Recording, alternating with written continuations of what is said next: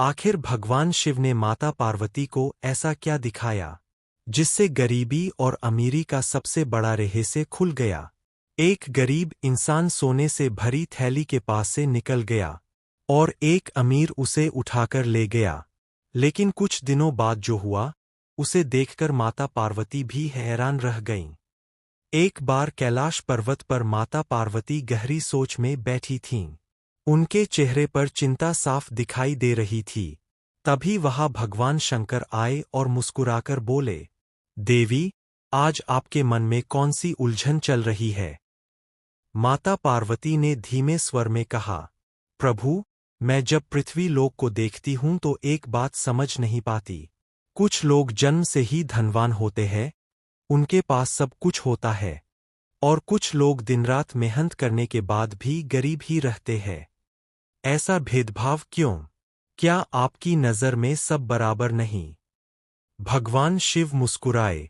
उन्होंने कहा, देवी, संसार कर्मों से चलता है, पर आज मैं तुम्हें इसका रहस्य दिखाता हूं। इतना कहकर भगवान शिव और माता पार्वती साधारण मनुष्य का रूप धारण करके पृथ्वी लोक की ओर चल पड़े। एक छोटे से गांव में पहुंचकर दोनों ने देखा कि वहां दो घर आमने सामने बने हुए थे। पहला घर एक गरीब लकड़हारे का था। छोटी सी टूटी झोपड़ी, फटे पुराने कपड़े, लेकिन चेहरे पर संतोष। दूसरा घर गांव के सबसे बड़े व्यापारी का था। ऊंची हवेली, सोने चांदी से भरा घर, नौकर चाकर सब कुछ। माता पार्वती ने कहा, प्रभु, यही तो मैं कह रही हूं।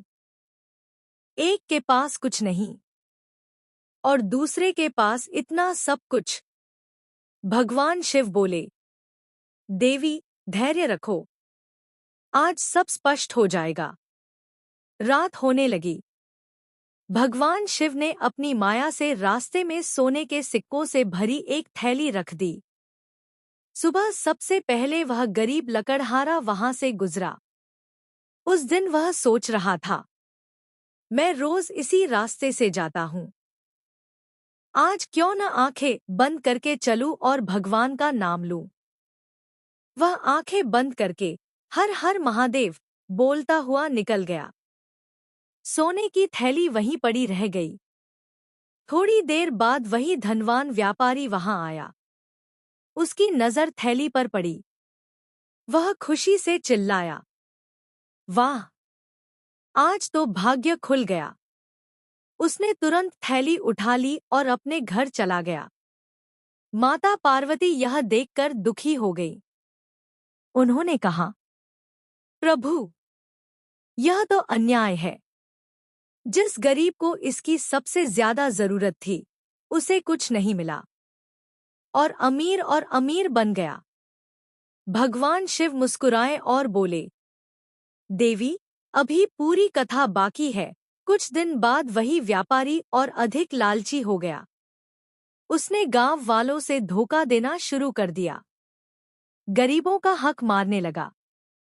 धीरे धीरे उसके पाप बढ़ते गए। एक दिन राजा के सैनिक उसके घर पहुंचे। व्यापारी के सारे छलकपट सामने आ गए। उसकी सारी संपत्ति छीन ली गई और उसे कारागार में डाल दिया गया। अब वह सड़क पर आ गया। उधर गरीब लकड़हारा, वह रोज मेहनत करता, ईमानदारी से जीवन बिताता और भगवान का नाम लेता। एक दिन जंगल में लकड़ी काटते समय उसे एक घायल साधु मिले। लकड़हारे ने बिना कुछ सोचे उनकी सेवा की। साधु वास्तव में भगवान शिव ही थे।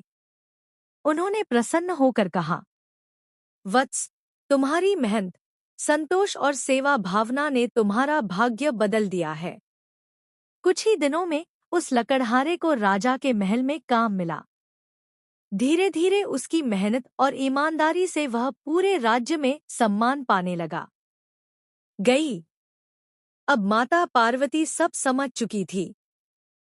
उन्होंने भगवान शिव से कहा, प्रभु, अब मैं समझ गई।